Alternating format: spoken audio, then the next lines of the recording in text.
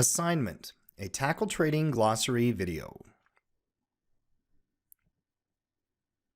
Assignment by definition.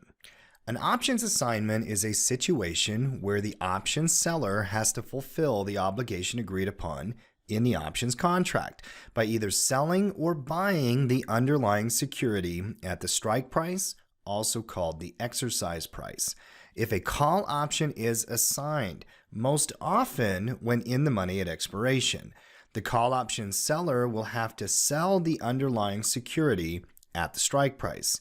On the other hand, if a put option is assigned, most often when in the money at expiration, the put option seller will have to buy the underlying security at the strike price. Here's an example. The option buyer exercises the right to their option. The option seller is now assigned their obligation. The long call that the buyer owned, if it moved in the money at expiration, the trader would exercise their right to buy the underlying security at the strike price. The short call was sold by the seller, and at expiration, if this assignment occurs, this trader is assigned the obligation to sell the underlying security at the strike price. Conversely, if we're using put options, the in-the-money option at expiration, if you own a put option, that trader would exercise the right to sell the underlying security at the strike price.